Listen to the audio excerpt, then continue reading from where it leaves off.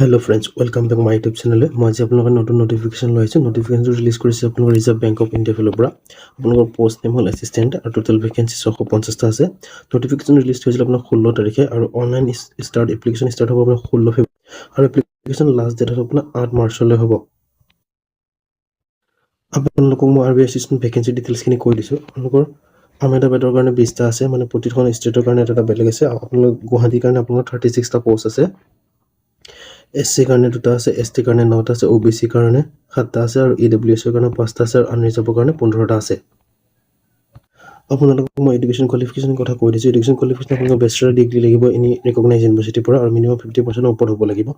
আৰু আপোনালোকৰ এজ লিমিটৰ কথা কৈ দিছো, মিনিমাম আপোনাৰ 20 বছৰ হ'ব লাগিব, মেক্সিমাম আপোনালোকৰ 28 বছৰ হ'ব লাগিব।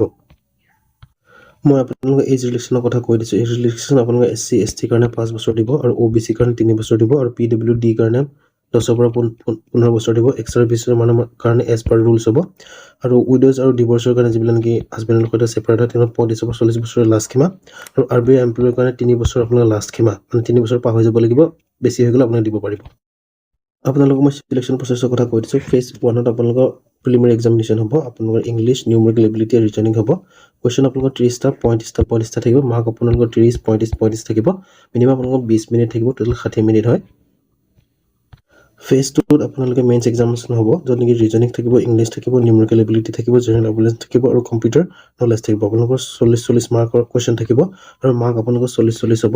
টোটেল আপোনাৰ 20টা 200 কুৱেশ্চন 200 মাৰ্ক থাকিব আৰু টাইম আপোনালোকৰ 30 মিনিট দিব।